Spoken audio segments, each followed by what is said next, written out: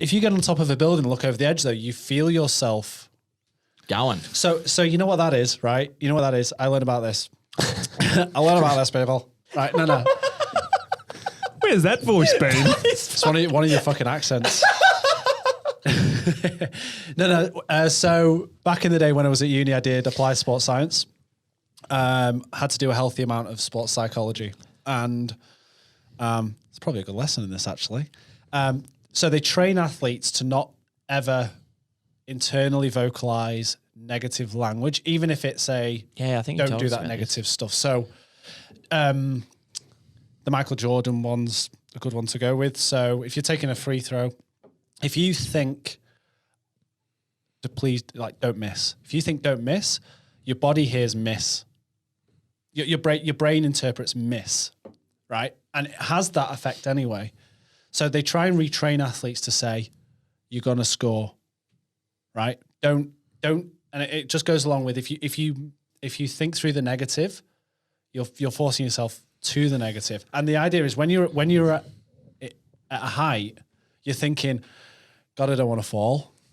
And your body is subconsciously taking you there because all it's thinking is fall, right? And it's that positive mindset. You can't, and the best athletes don't even comprehend losing failure. Yeah. They don't even, it doesn't even cross their brain. That reminds me of a Carl Barron skit that he does about even his mum used to send him down to the shops and she'd be like, that's right. Yeah. Carl, can you go down to the corner shop and grab me some eggs, and whatever you do, don't drop them. And just drop them. Get run over. Like, all that shit. The best thing out of that Michael Jordan documentary was that quote that he had when it was like, why worry about a shot that I'll miss a shot from I haven't taken yet? Like, why worry about missing a shot I haven't taken yet? Yeah. It's so fuck. I was like, I've never heard anyone articulate it like that. It's true. Like, why would you worry about something you haven't tried yet? Yeah. You know what I mean? Like, yeah, but like how many if you think about a game like basketball or football or whatever, you don't have that much time to think about it.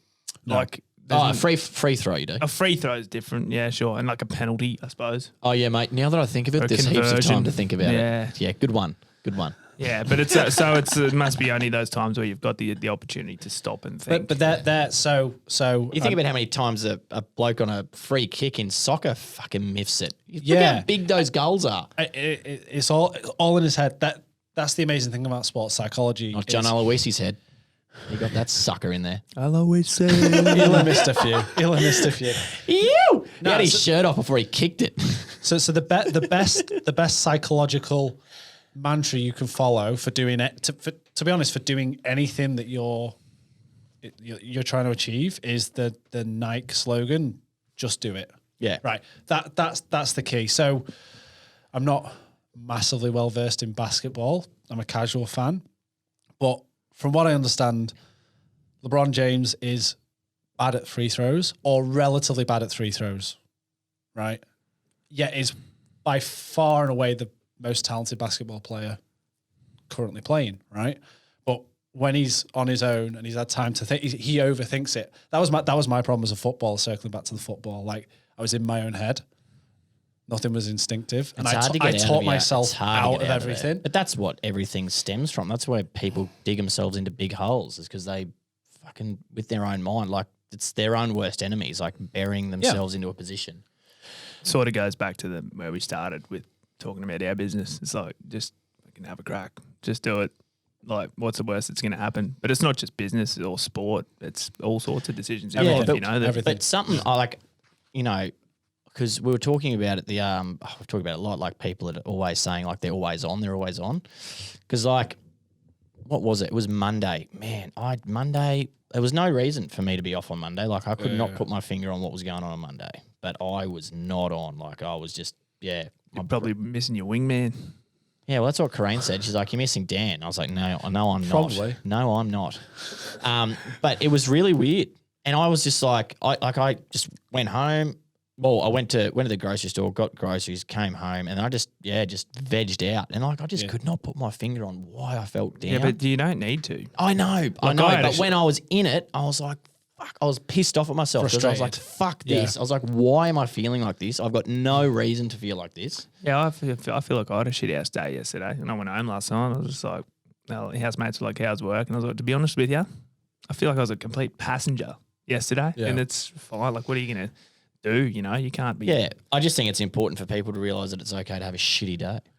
Yeah. Or a couple of shitty days, you know? Yeah. Or a shitty year. Shitty year. month. Well, everyone's like, fuck, it happens. there's a lot of it going around at the moment. And I think Of this is course. Yeah. potentially, I don't know. I always felt like things that were currently happening in the world, like, were as bad as it's ever been. Like, I remember Yeah, thinking but when that's the media. no, but I bias, mean, like, when September 11 happened, for instance, I was like, fuck, this must be the worst thing that's ever happened in the history of the world. Yeah. Do you know what I mean? Not the world wars or Pol Pot or anything like that. exactly, because you haven't lived through it. You got no comparison. But like currently now, like this feels like, man, this is a shitty year for so many people. But it's also a really sobering one, I think, because so many people are in, you know, a shitty situation together. Yeah, 100%. But the interesting thing, I remember I read a stat a few years ago now, probably 3 or 4 years ago now, it was saying that through the last decade, it's been the least conflict worldwide in history. Yeah. Like Yeah. the least. There's a book, and I can't remember the name, and I can't even remember who wrote it. There's a book out there. Fuck, it's out there. It's got pages. It's got words on it. The fellow that he was on the Joe Rogan podcast, I can't remember his name. Anyway, he's a scientist of some kind. He specifically wrote a book that collates all the information on why today is the best time in the history of the world to live as a human being. Because the problem with media and marketing is that negativity sells and travels faster than positivity, unfortunately. And recency bias is a bad thing. And you get hit over the head with, because we're all so connected now, and I know what's going on in Egypt for some reason and all these random countries, right? Whereas before you just had your own little village or whatever. And it tricks you into thinking that the world's a shit place. But it's never been better. Never been better. Even through COVID, like, it was worse when the Spanish flu was going around. Black and death, yeah. Shit. It's obviously it's awful economically and people have really been hit by it and everyone's suffering, but it only feels like the worst time ever because we're in it now. Yeah. Right? You got to remember that this is the best time to ever be alive, you know? Yeah, it's Really a cracking time. That's for damn sure.